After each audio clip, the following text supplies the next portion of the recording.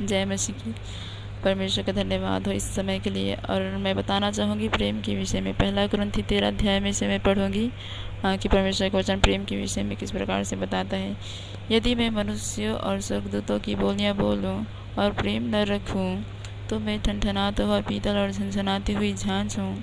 और यदि मैं भविष्यवाणी कर सकूँ और सब भेदों और सब प्रकार के ज्ञान को समझूँ और मुझे यहाँ तक पूरा विश्वास हो कि पहाड़ों को हटा दूँ, परंतु प्रेम न रखूँ तो मैं कुछ भी नहीं।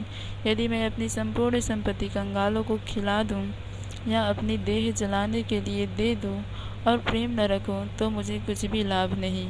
सच में अब यदि हम मसीह में हैं और लोग हमारे जीवन को देखकर जान नहीं पा रहे हैं, लोग हमारे जीवन को देखकर कह रहे हैं कि ये मसीह में है और प्रेम नहीं है, तो कितना कितना गलत बात है कि जब हम मसीह में हैं और हमारे जीवन को देखकर लोगों को ठोकर पहुंच रहे हैं। तो सच में परमेश्वर का वचन कहता है यदि हम मसीह में हैं और स्वर्गदूतों की बोलियाँ बोल रहे हैं और हमारे अंदर प्रेम ही नहीं है, तो परमेश्वर का वचन कहता है ऐसे लोग ठनठनाता हुआ पीतल और झनझनाती हुई झांझ है।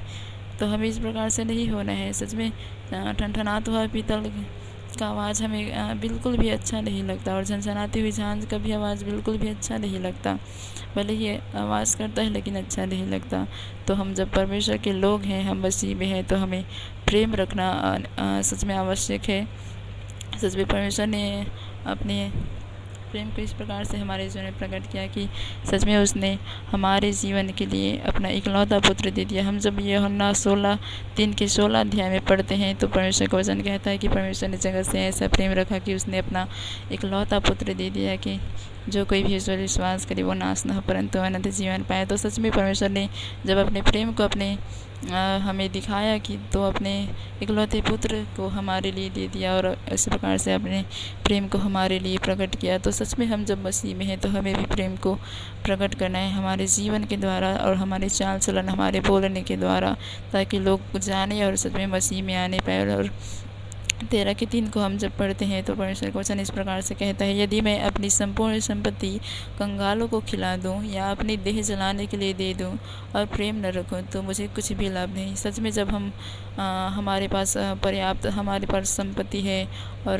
जब हमारे पास एक्स्ट्रा है और हम लोग को किसी भी लोग को दे रहे हैं और हम हमारे अंदर कृपालु स्वभाव नहीं है और दे रहे हैं और कुड़कुड़ा भी रहे हैं कि हम दे रहे हैं, अपने देह को जला रहे हैं लेकिन इनको दे रहे हैं, तो ये सच में हमारे जीवन के लिए व्यर्थ जैसी बातें हैं। सच में हम 13 अध्याय को पढ़ते हैं तो परमेश्वर का वचन बहुत सारी बातों को सिखाता है और सच में परमेश्वर ने हमसे इतना प्रेम रखा तो हमें भी हमारे उस प्रेम को हमारे अंदर दिखाने की आवश्यकता है। और सच में परमेश्वर का प्रेम महान है।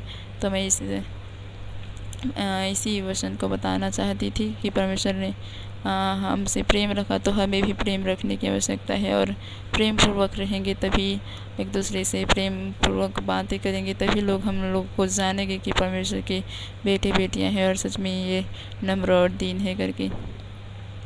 सच में प्रेम सबसे उत्तम मार्ग है हर काम को करने के लिए। हमारे हर एक किसी भी बिगड़े काम को बनाने के लिए प्रेम सबसे उत्तम मार्ग। यदि हम लड़ाई भी हो जाती है और प्रेम से आकर किसी से लड़ाई भी हो जाती है और प्रेम से आकर सुलह करते हैं तो सच में वहाँ पर हमारा प्रेम प्रकट होता है और सच में हम एक फिर से मिल जाते हैं। तो सच में हमें प्रेम पूर्वक रहने की आवश्यकता है जिससे हम किसी प्रकार की भी गड़बड़ी ना हो सके। तो परमेश्वर इन वचनों के द्वारा हमें आशीष